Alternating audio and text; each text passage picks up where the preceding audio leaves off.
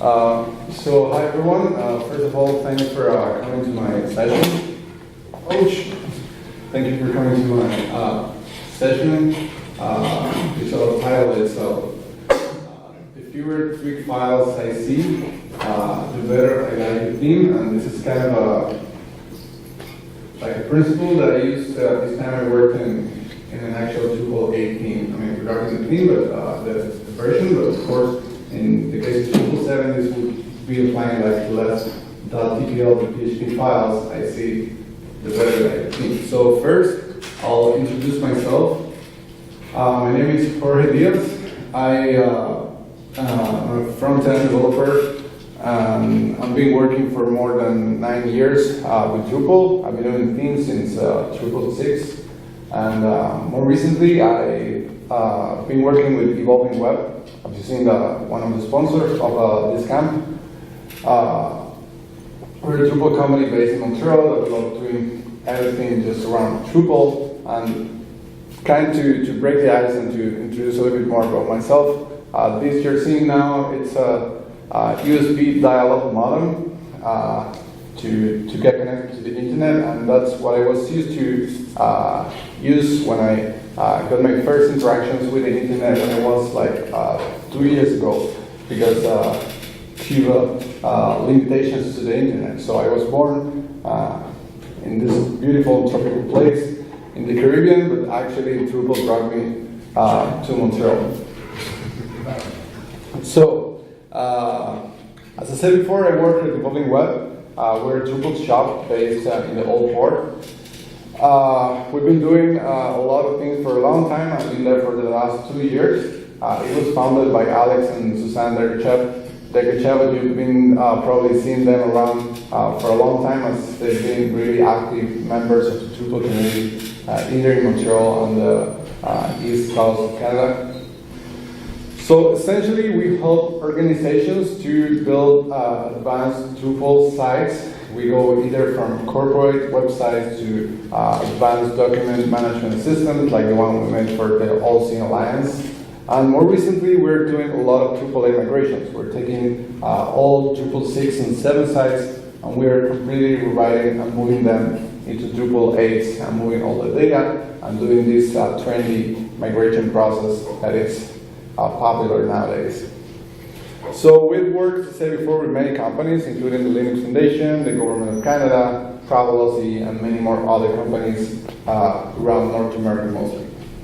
So today I'm going to be talking about Drupal theming, of course, and more especially about a use case of something that I recently built. So the thing is that a year ago I wanted to change my car, and I started exploring options in the market. So I wanted kind of to have an idea of how to actually get a monthly payment on a car and what options did I have. But it was kind of hard to figure it out. So I came up with the idea of building a site called Lease Calls, because I actually wanted to lease one. And then I built this Drupal 8 site that kind of shows all the options you have available in the Canadian market, separated by brands and all that. But the main core of everything is that you have this monthly payment slider where you can say, okay, how much is going to pay? Let's say I want just to pay $250 per month, including taxes. What options do I really have in the market for that? And then how many months I'm going to have it, and so on. So around this tool, I added a lot of additional tools to let you, like, let's say, explore by a specific manufacturer which options you have, which is the most popular one, and which other alternatives you have around it. And this is the actual homepage of the website. So I built this, I started building this like 8 months ago, and what you see right now is just actually screenshots of the live tool of the website. It's an actual Drupal 8. So first thing, so you're seeing this and you say, okay, that site of course took a theme to get it done. So I'm going to talk around the things that make the theme of that use case I'm going to be talking about. So the first thing is what is actually a theme. So anyone has like the simplest way to describe a theme? Any idea? It's the clothes you wear. Is the clothes you wear. Okay, that's good. Okay, let me make a more specific question. The Drupal 8 theme. Okay, let's go to make it faster. It's just a folder where you have more folders and more files that Drupal identifies as a theme, something that he can actually wear on top of itself. So, based on that, there are many folders inside of the Drupal theme. Most of you know which folders are. There's one that is really scary, and it's actually the template folder, because it's where you or anyone else can do a lot of custom changes into a template, into a theme, and then create a mess for the next person who's going to work on it, or even for himself. So, the actual theming process that might fill up or keep this folder as empty as possible. That's why I mean, like, I don't want to see Twig files or tpl.php files, just only when it's really, really necessary to do it. Depends on your actual theming process. So what do we know to be like an actual theming process? It's just taking a Drupal site that is on this condition over here. Let me see if I'm not, okay, it's not inverted. It's a Drupal 8 site, just as plain as you see it right on this side of the screen, and then you convert it on what you see on the other side of the screen. It's an actual process where you start from scratch and then you end up having a final product. It's not just that folder. There are many things around this actual process that helps you go from the beginning to the end of the project itself. So, as I said before, it's a process, and then I want to talk about what are my principles of how to take along this process with the less aggressive way possible of having Twig files inside of that folder. So, as I say, I'm going to explain about these 6 principles. So the first one, the theming is using a base theme. It's also doing site building. It's using and building a lot of views. Then it's improving your actual information architecture. I'm going to talk a little bit more about that. Theming is, of course, doing a lot of CSS, tons of hours of CSS, less SAS or whatever way you have to do your own styles, and then, of course, jumping into your Twig files when all the top 5 other options are not enough to achieve what you actually need. So, what's an ideal themer? From my perspective, is a person who knows how to do front-end developer, but at the same time know how to actually build a site in Drupal. So if you can handle to get in the middle of these 2 circles, you're going to be like in a really comfortable way of building your own themes. So let's go to the first one. Theming is using an actual base theme. Okay, so as soon as you install Drupal, pretty fresh, right from scratch, you're going to have this ugly blue-looking Bartik theme running on top of Drupal. So there's something that everyone should understand, that even if you're using Drupal and you're not sub-theming any other theme, you are already on top of template files that someone else wrote. For example, take a look at this. I don't know if it's clearly visible. Okay, I think it is. So if you go to Drupal core folder, and then you go to the modules folder, and then you jump into Node, and then you jump into templates, just like it will be a theme, then you're going to see all the template files that each specific module comes with. So Drupal itself is built on top of all this huge amount of Twig files provided by core modules. So in addition to it, you also have a lot of available themes included in core, and some others you can download from Drupal.org. So, just to mention a few examples, there's Bootstrap, there's Omega, there's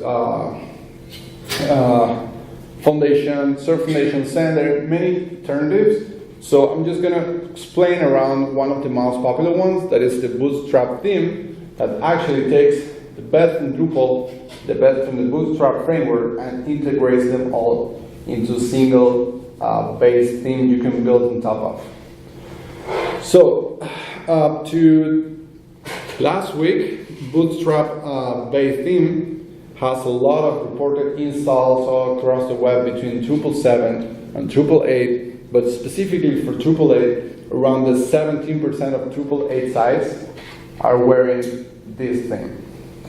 So many people might say, okay, I hate Bootstrap. I don't want to look like Bootstrap. It doesn't mean that you need to look like Bootstrap. There are many ways to customize, because still things are pretty trendy nowadays in web design, and you're gonna need like a hamburger menu at least. You can customize it, and you can create your own, and you can come up with a different concept. But I will leave that for my art project and not for the cars one, because my purpose wasn't to come up with a new navigation system to show up to the internet. I was just interested in building an actual car website and not going that trendy with web design. So first, I needed a navigation. So the framework provided to me, but I just customized it a little bit because I didn't want it to look like any other Bootstrap non-customized websites. Second, I wanted to use the grid. As you might see, there are many things on a website that are grid nowadays, and we are going to talk about it a little bit more later. And I wanted things to be mobile, and I want my grid also to behave properly on mobile. I want things to be arranged. All that was provided by a framework that I know how to use, that I like how it's integrated into Drupal, and that's why I choose it. And another point is that occasionally I might need to show different kinds of components that I want to build from scratch, like a modal, or let's say an accordion, and many other things that I use in the website that I didn't want to build myself. So I just went with the best backend solution possible that I know, and I know how to use, Drupal in this case, and the other one from the front end that fits the same needs for me. And then for the theme that integrates these two the best way possible. So, as I said before, as a recap, remember each module in Drupal core or component of Drupal core may or may not have its own template files or its own Twig file.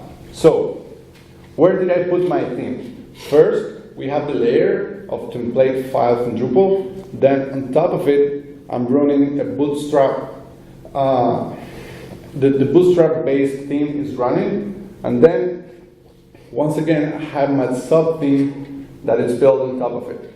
So if you see it this way, I'm taking Twig files. That small plant means Twig, kind of, if you Google for it. So on core, I have all my Twig files that are being used by the base theme that I'm using on top, that has its own template files for integration with the framework, and then I'm gonna have my final theme right at the top. So I'm inheriting everything all the way up so far as I don't override. I can go into the core and say, I want to customize this Twig file, I'm gonna put it in my theme, and I can do it, and that's gonna work. That's okay. That's a proper way to customize things that are actually in the core. But each time you do that, you might be compromising something.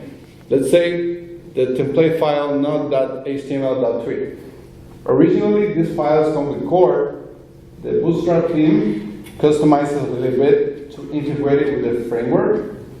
And then you can have your own version in your own theme to let's say for any specific purpose. So the thing is that if in the future, you're going to continue working in this file, you're going to be completely omitting what's happening at the core level and at the Bootstrap theme level or your base theme level.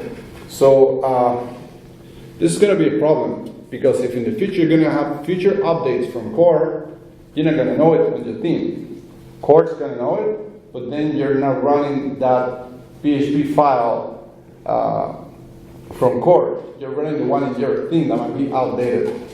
And the same if it happens with the framework. So this may be a little confusing, because you might say, okay, let's say I need to actually modify the Twig file. What do I do? Well, you need to find a balance between all of this.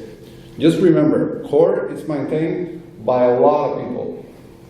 At the same time, the Bootstrap theme is maintained by a small subsection of the Drupal community that takes care of it, plus the other side is the Bootstrap framework community that has around 16,000 people too working on it.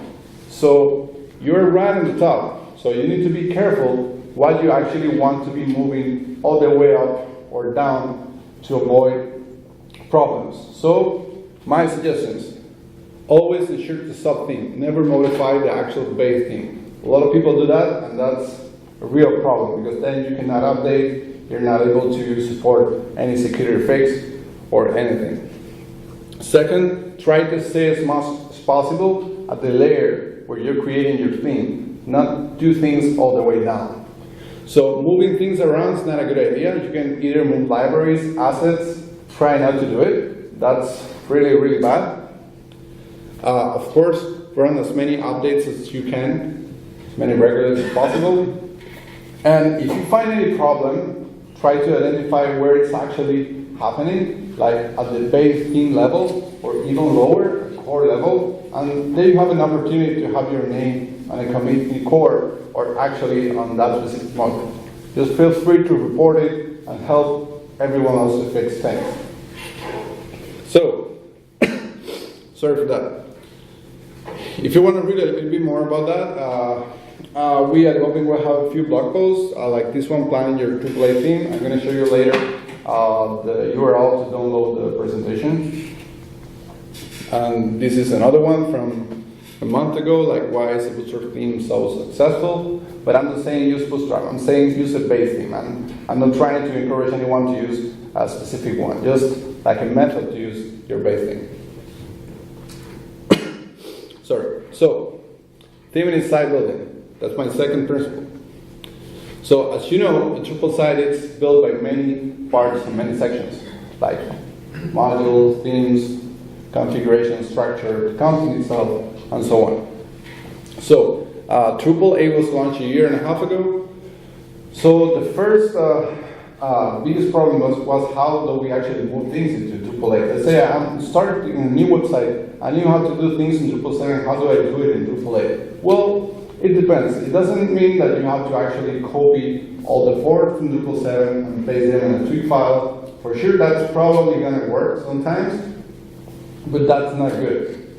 When you're theming and you're doing a theme, you need to ensure that your site building site is able to reproduce your functionality. Let's say an example.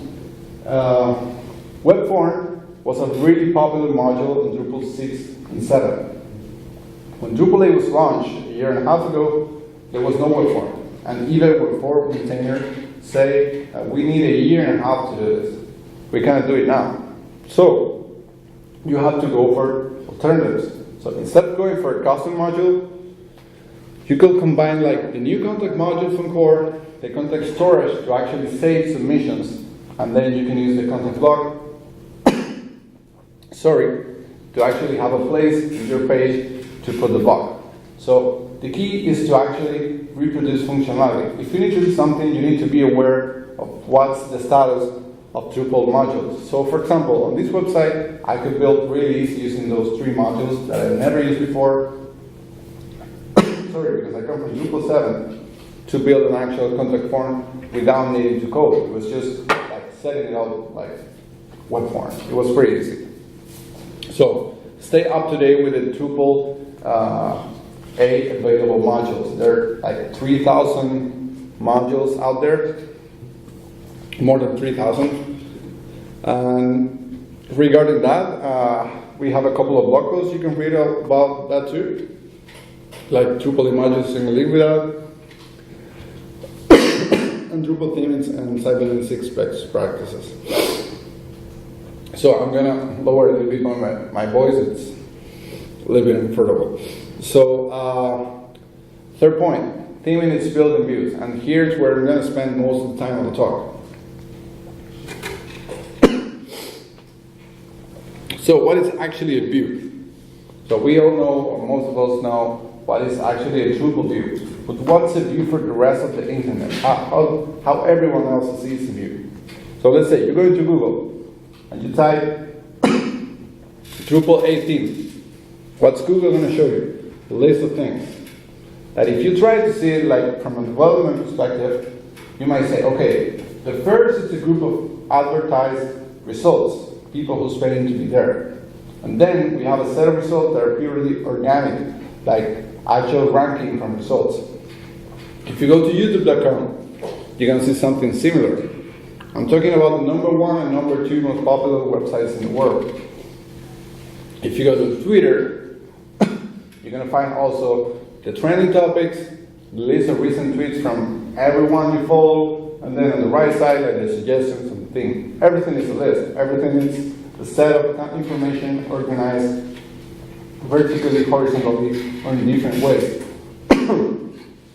Even if you go to Facebook, you're going to have your wall that goes all the way down. You're going to have your common notifications and chat that I just blur for privacy purposes, but my cousin's not blur because I don't care his privacy.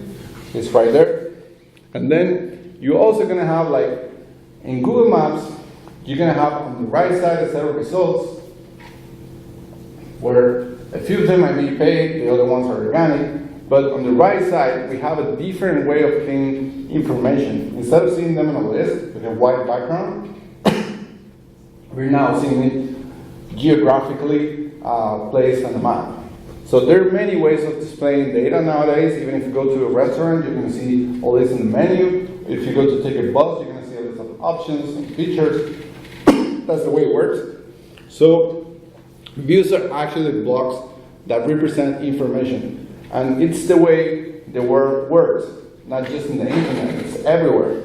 So you're a Drupal developer or you're a Drupal site builder and you have the right to do it too. So since Drupal 7, people start to really trendy use views module, and then in Drupal 8 it was completely introduced into core because the Drupal community identified that everyone wanted to do it. Everyone wanted to do this. So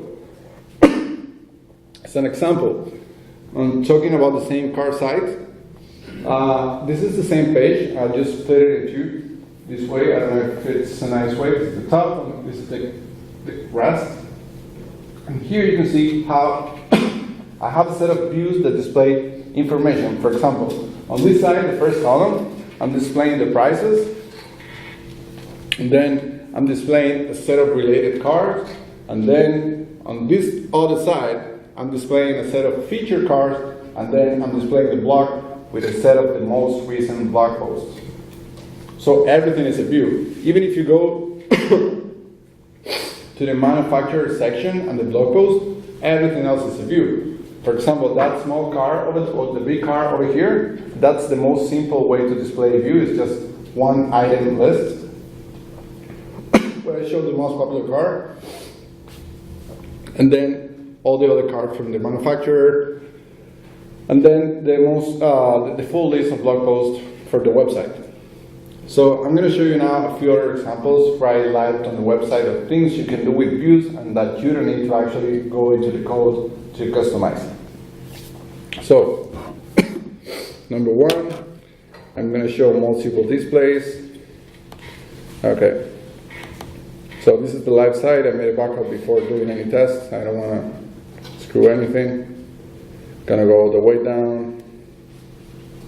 Gonna pick a car. Okay. So let's say 2017 Honda Civic. Okay. I don't know if it's really visible, the section. Kind of. I'll increase the size.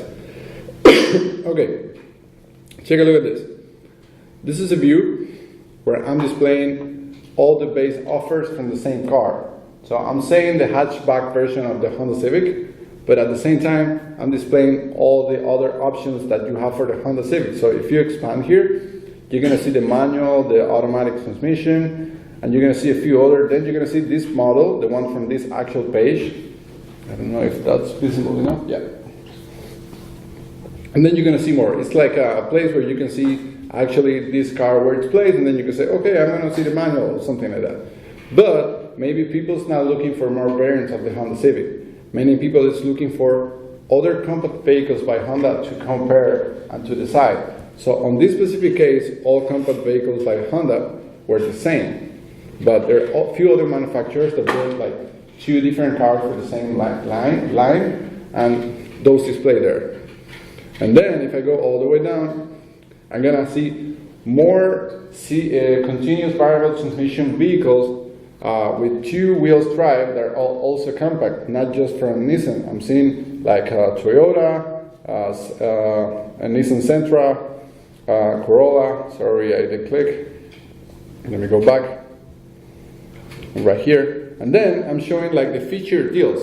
So as you may see, all these 4 blocks behave the same way. They visually appeal the same way. I just want them just to behave like that anywhere they're showed, with the same CSS, same styles, same everything. So it doesn't make any sense to build a different view for each one. So Drupal allows you to create a single view and then multiple displays of it. So in this case, I'm going to have all these different blocks that I'm displaying, and all of them are going to show the same amount of fields. But each one of them have a different filter criteria to actually being displayed this way. So that's one way of using your views. Second, contextual filters. So I don't know if you have worked before with views, but views allow you to actually say, okay, anywhere this view is displayed, I want you to look around the context, I want you to know where this view is being displayed, and I want you to grab some data from it and affect the view. For example, this specific view over here, if I expand the advanced section, has 2 contextual filters that I'm using to actually change the data inside of it. So let me just show again the view. Oh, sorry, not the home page. So, for example, for this view over here, I'm grabbing the same manufacturer and the same base model, and I'm telling the view, show me every result that matches with the same manufacturer and base model of the context of this view. So the context of this view is that's being displayed on an actual car page, like this one over here. So the page is giving the view those 2 arguments, and then the view is displaying data that matches with those 2 arguments. So the same goes all the way around the rest of the view. That's one of the most powerful features of views, and you can do a lot of things with it. So number 3, pages and blocks. So I have an article section right over here that has this full list of blog posts. Let me just zoom it out. It has a lot of lists of blog posts that help me like to gain traffic into the website. But at the same time, let's say someone is looking for a car and jumps and Googles for something and then lands into my website, and that visitor, it's finally seen the car we've seen before. So if I scroll all the way to the bottom, I'm gonna see like the recent or the 3 most recent blog posts of my website. So if you take a closer look, it's the exact same view on both sides. But on this one, I'm displaying all items, and then on this one, I'm displaying just 3 of them. So this wasn't originally intended to be this way, but at some point you say, okay, let's say I want to improve the conversion rate of my car page. I want people to see a car, and then when they reach the bottom, to go elsewhere. Then you can decide any of the existing views you have on your website. You can just do a small crop and take that piece and put it anywhere. That's something that also you can do with views. And a 4th point, you can also do Twig in views. So take a look at this one. This is a list where I show the feature deals of the month, and then each one of these items over here seems a little bit complex in terms of layout. Notice that I'm displaying each white column is a car, and I'm displaying a lot of things. And let's say, for example, if you click in any of these save 1,000 cats, or sorry, get approved, call to action, I need to pass sometimes arguments to this model and tell you, okay, use this image or transfer this information to, there's a caching issue there. Yeah, and pass this information, it was a browser, I don't know why. Pass this information to Canada Drive to then process the information from the client or stuff like that. Well, that's something you can easily manage if you're actually working inside of a view. So I'm gonna edit this view. I will maximize this to make it a little bit readable. Okay, so take a look on the left side. I'm displaying a lot of fields, but most of them are hidden. I don't want those fields to be printed out the same default way these are fetched from the database, or the same default way views it's used to. So I just adding them all here because I need them from the actual query that comes from the database with the results. And then right at the end, I'm writing a custom field where I'm rewriting most of these things and coming up with my new layout. So this might sound like a really crazy idea to do in Drupal 7, but in Drupal 8 we have configuration management. So all these changes to do inside of the field, all this gets exported into config, and then you can actually keep a track of it. So you can put this into your version control system, and you can actually keep all the track of the changes you do inside of the custom fields of your views. So at the same time, I'm not using any template file to create a custom template inside of the result of a view. So that's another one of the impressive ways that Drupal community have given us this powerful and useful tool. It's definitely amazing. So as you can see, I can over here pull all the fields that I want, and I don't need to break my head trying to figure out how to get those in a template file, because Views is giving that to you. So I'm going to jump back to the slides. Okay, so benefits of this approach. There are two main benefits of using Views. The first one, of course, is the actual amount of reusability you can do. You can do a lot of things anywhere in your website that then you can just cut and reuse everywhere else. Same CSS, same structure that you can create new display. Views is really flexible. And as you may notice, everything internet, again, is Views. And if you use Views, you're going to be like building things really, really fast. So, second fact, and actually, I'm going to take at least 5 minutes to talk about this. It's Drupal slow. Okay, that's something I've been hearing for a long time. Drupal is damn slow. Drupal is amazing, but it's really slow. And more recently, and even more times, I've been hearing like Drupal 7 was slow, but Drupal 8 is even slower. Come on, that's not true. Let's see how this actually works. So this is a card page. It's a sample card page, like the ones you saw already from the Honda Civic. And let's understand something. For me, a card is a node. So this node is being displayed in multiple views across my website. So even if I go to the actual, let's say, Infinity Canada web page, I'm going to have the most popular Infinity. Then that view over there is displaying this card. So there was an SQL query that went to the database, and then my database show this one.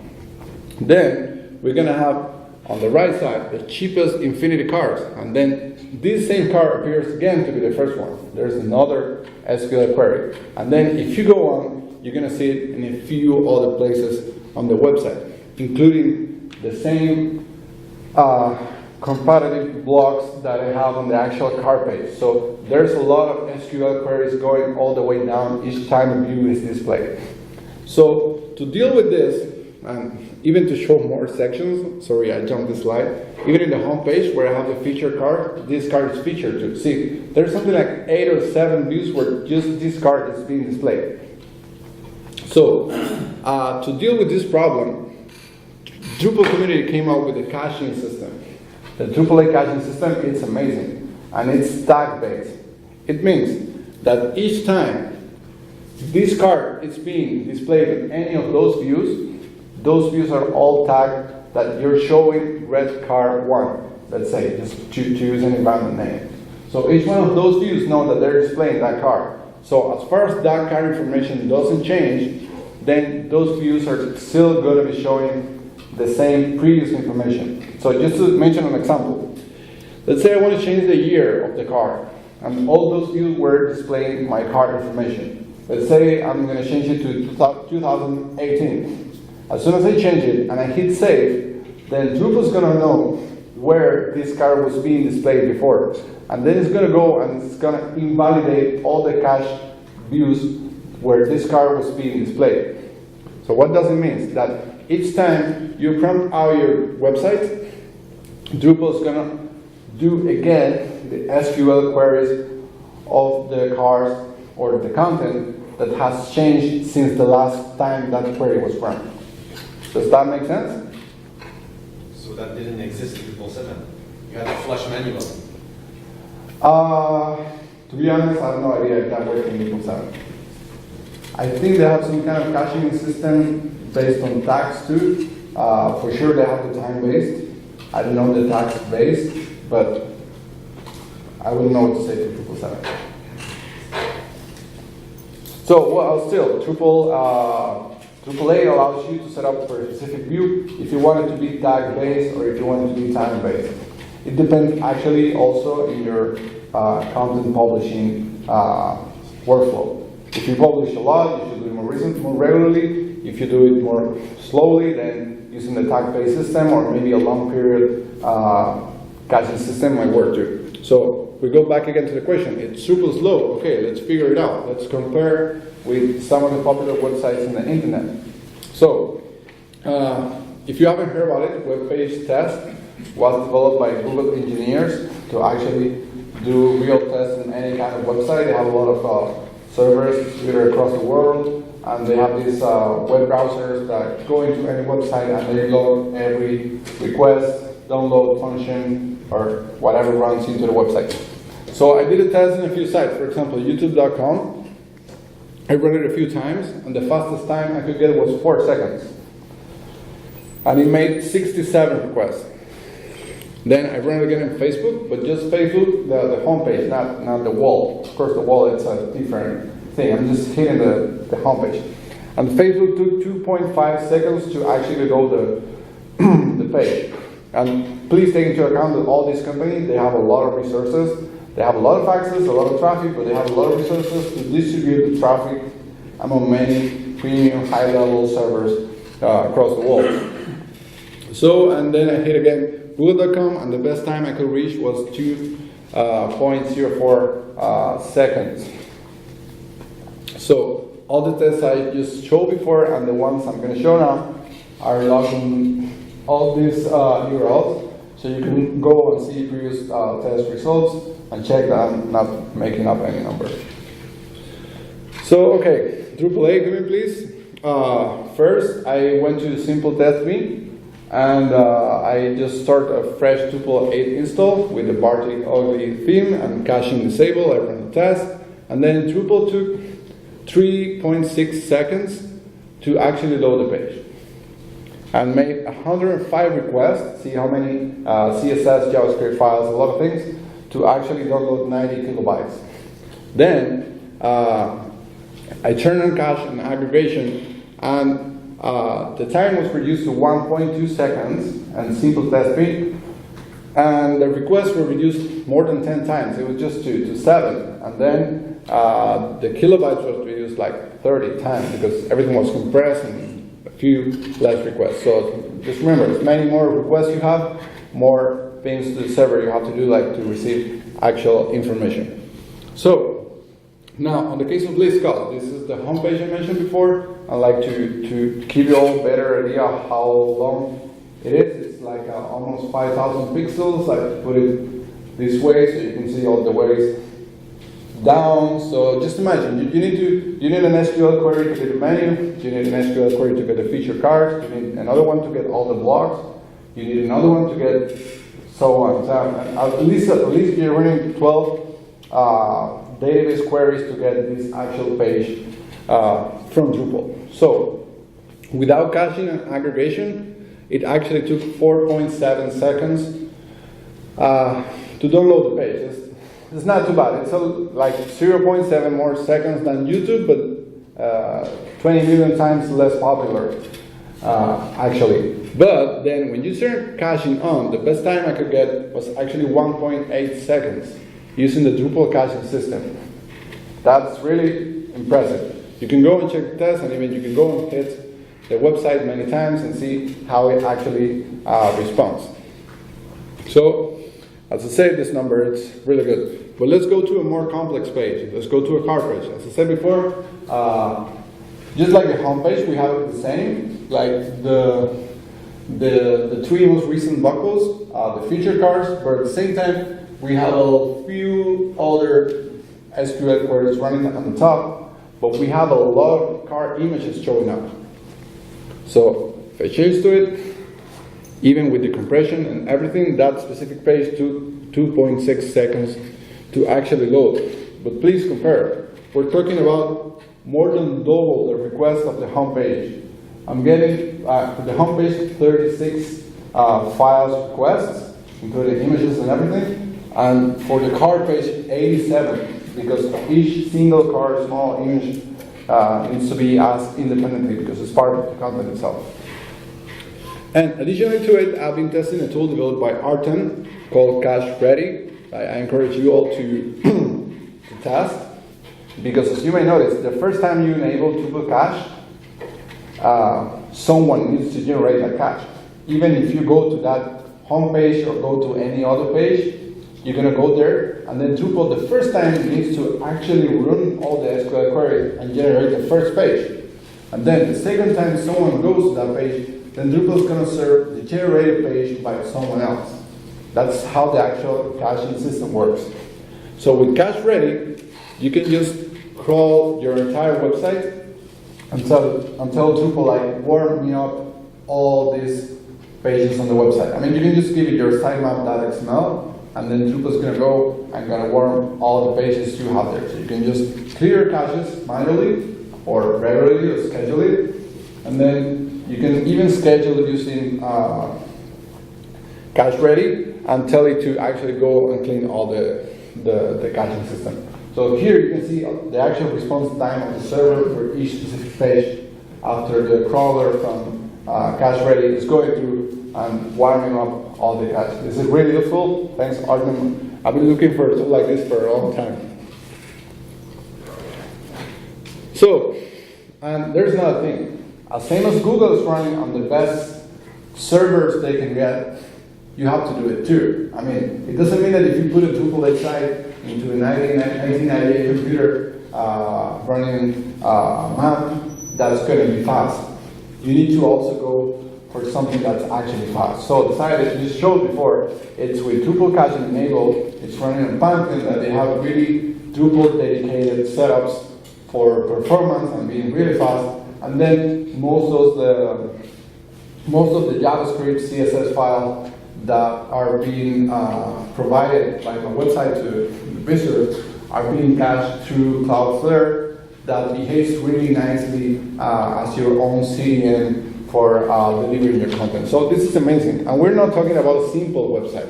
We're talking about a website that has HTTPS, font awesome, bootstrap, jQuery, web fonts gathered from CDNs, and high-resolution images to be displayed on this site or originally become this site to have to improve the experience on different devices.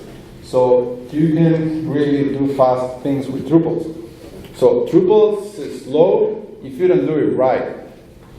And take into account that everything starts from the very bottom. If you use views, then you're going to get the caching system to work properly. If you get a good caching system, then your site is going to be fast. If your site is fast, you're going to rank higher in search engines. If you rank higher, you're going to get more visitors. And then, as a result, you're going to get more clients. And your business is going to succeed if you convert more. So, like doing a summary, if you use views, your website is going to succeed if you're doing it that way. Okay? So, fact number 2, Drupal is crazy fast. So, use views so you can cache. So, number 4, and not less important. Theming, it's also improving your information architecture. And I'm going to just go straight to an example. This piece of section on the home page. You might say, oh, okay, the client wants to add some statistical information like to brand or market your message. Let's do it the old way. You can just add some bootstrap style HTML inside of the block, and okay, that's going to work. But that's not how it should be, because otherwise your client will need in the future to do any change, and then they need either to learn HTML or ask you, or hey, do you mind fixing this? No, there are many alternatives. There's a popular module called Views, which I was talking 1 minute before, that you can use for that. So, Views allows you to take any entity you have in your website and put it inside of this container. Have you ever heard about paragraphs? Paragraphs is a module that allows you to create entities just like notes and page and taxonomy terms, but entities that doesn't gonna have a page. This is a problem that many people have done before, like using content types, and then how do I hide these pages I want to display because I'm using them as content of any other page.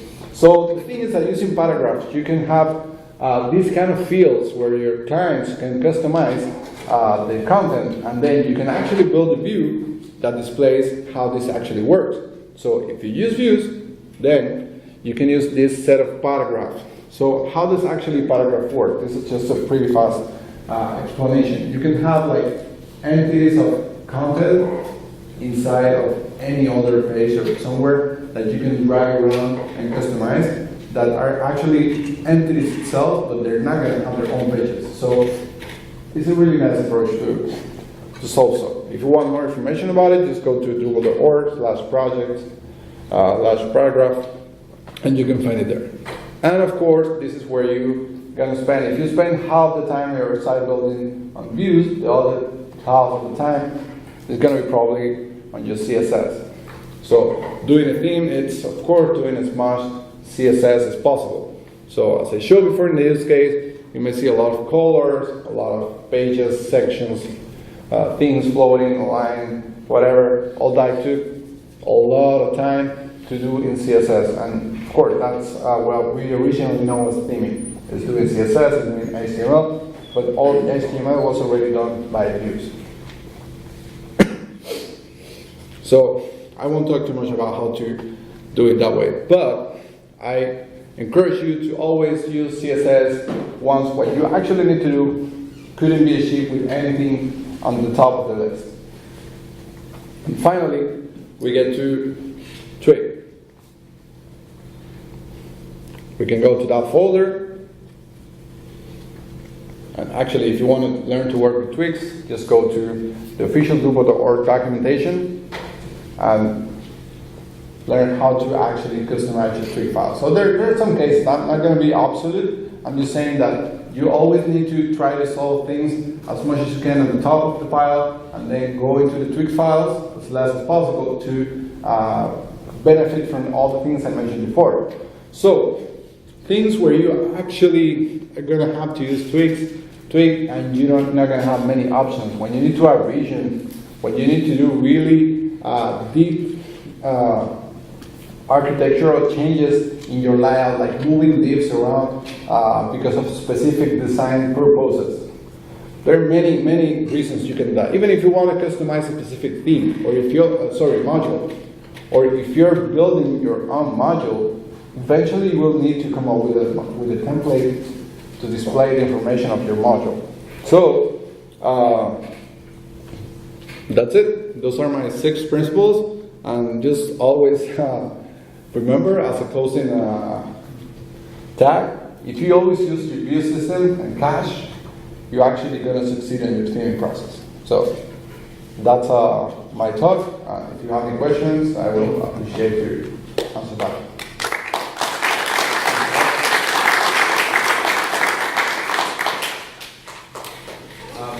I'm a big fan of display suite, which is a great way to minimize the use of templates, especially for viewing nodes of a certain content type, which you can configure with columns and stack columns and stuff like that. But I would like to talk maybe about a new Drupal 8.3 feature that takes some ideas from display suite and allows us to do just that. Yeah. On Drupal 8.3, they moved the layout plugin inside of core, so you can actually start doing that kind of layout changes. I mean, I personally don't like display suite. I think it's a matter of style, not that I have anything against how the module was built. It's like, I like to customize fields. I think it's a matter of style. Yeah, I like to customize fields in a way that I feel way more comfortable inside of the view, and I prefer to catch the contextual argument of the page where I'm displaying the field. And what I usually do is I hide every single field except the most simple ones, and then I display this inside of the view the way that I want. It's kind of the way I do it. Yes, I had a question, when you show that you insert a code into a certain custom field in views, after hiding all those inputs. Yeah. What kind of code was that? PHP or It's Twig. Twig? Okay. Yeah. Twig code. Yeah, it's not a Twig file. That's the huge difference. It's Twig code in a custom. Yeah. And as you do it there, then you're going inside of the view, and then the view itself is generated because actually your PHP compiler never runs Twig. So each time you load a page, the Symfony core actually generates the PHP files from the Twig file. So that's why it's so hard to debug in Twig, because Twig itself is not a language that you're pre-processing with your web browser. Twig is being pre-processed by Symfony core generated PHP files that go straight into site's default files folder, and then those files are the ones that are actually running on your Drupal site. So if you do it this way, then you default inside of the views system itself, and then you log in all the caching system waterfall to actually make things work. And you're not generating files, and you're not overwriting. It's like having your own workspace to customize your output, but without overwriting anything from the file. Any other question?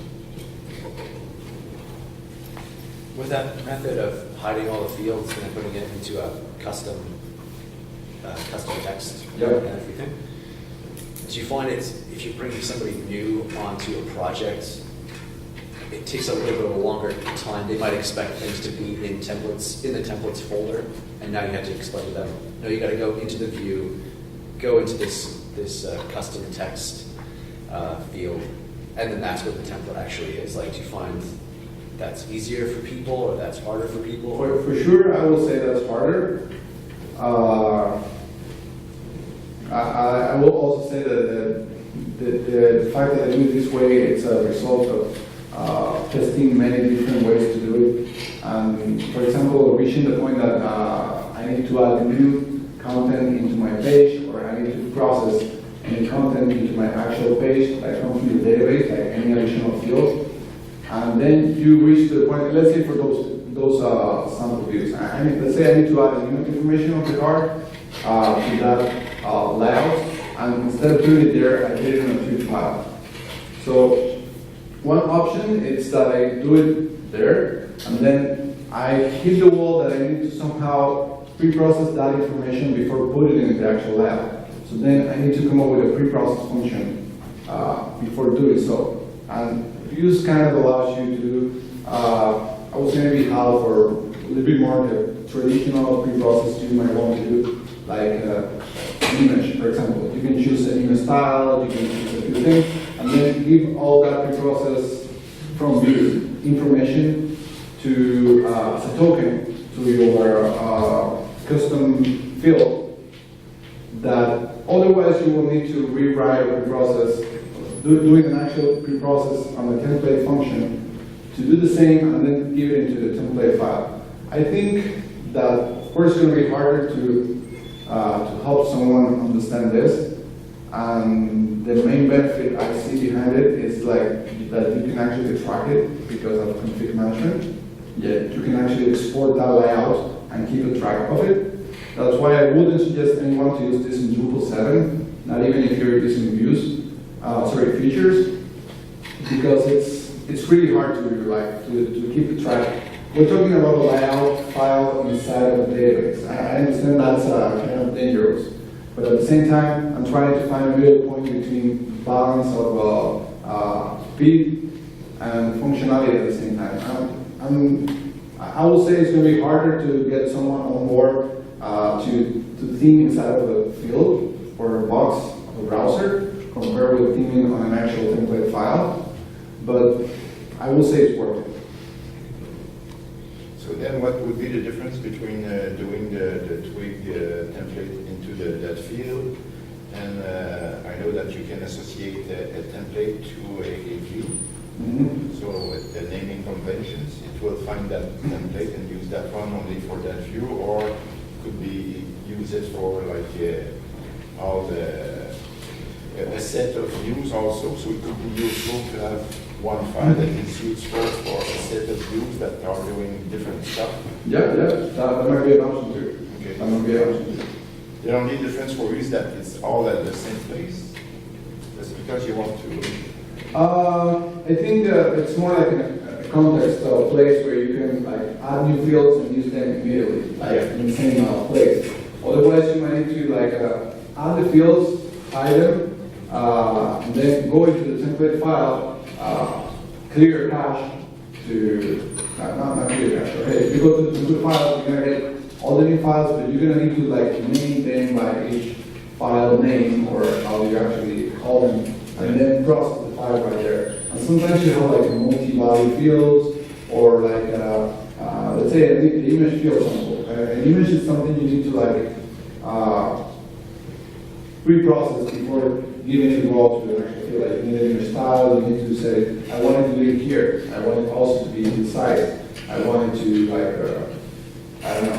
There are many ways to do it. And then on the actual Twig file, you might need to do way more custom things to actually get it. And then there's like a middle point where configuration of the field output and coding for getting specific parameters of it might be hard to balance. But once again, it's a matter of style. I'm just repeating mine. But that's how I do it. Yeah. Say, actually, I've done the same thing in Drupal-specific, explaining features. I've never had any problems. What, sir? I've done the same thing, as far as hiding some of the fields and then just using a lot of times just, an override. You use the tokens and, and it exports through features fine. So you do the same thing in Drupal-specific. You do fine? Okay, that's great. Thanks. Any other questions? Very well. Thanks a lot. Thanks for coming.